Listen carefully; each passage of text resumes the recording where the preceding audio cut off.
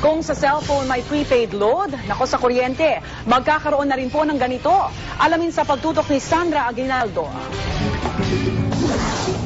Sabon, shampoo, toothpaste, ilan lamang yan sa mga gamit na nabibili natin ng pautay-utay sa mga sari-sari store. Ngayon, pati raw kuryente, pwede nang bilhin ng tingi-tingi. Ito ang prepaid kuryente.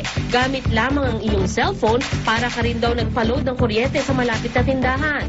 Dahil sa halagang 100 pesos, makukonsumo mo na ang iyong kuryente sa pamamagitan ng tinatawag na electric load o e-load na pwedeng umabot sa 2 hanggang 3 araw. Before, pagka naputulan ka ng kuryente, pupunta ka sa branch office or sa bayad center, magbabayad ka pa ng reconnection fees. Mamamanage na nila yung electric power nila in a better way.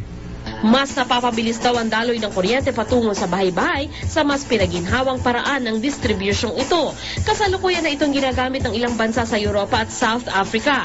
At ang sistemang ito makakatulong raw sa pagsugpo ng matagal ng problema sa illegal na koneksyon. Unang-una, ba't ka pa magja-jumper? Kasi affordable naman eh. Di ba? Ang mga nagja-jumper lang naman ng mga kababayan natin, yung talagang dahil naputulan, dahil walang pambayad, pero kailangan ng kuryente. Sa metrong ito makikita ang halaga ng iyong natitirang electric load. Kusa itong nagbiblink kung kailangan na muling lagyan ng load. Makakatanggap ka rin ng mensahe sa iyong cellphone bilang paalala na malapit ang maubos ang iyong load. Pero ang tanong, approved naman kaya ang sistemang ito sa ating mga kababayan? Sa akin yung mas, yung pipila pa rin sa Meralco. Kasi masigurado. Sa ngayon, sa hirap ng pera at sa hirap ng buhay, mas maganda yung ganon. Mas kaysa yung sa ginagawa ngayon. Mas okay yung prepaid. Kung continuous yung gamit mo ng kuryente, so pag nag-cut off siya, takbo ka kagad sa di ba? Tawag doon, abala pa sa oras.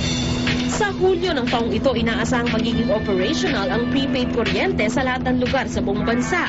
Matapos maaprubahan ng Energy Regulatory Commission ang ilang electric cooperatives na katulong sa pagpapalaganap ng makabagong teknolohiyang ito. Sandra Aguinaldo, nakatutok, 24 oras.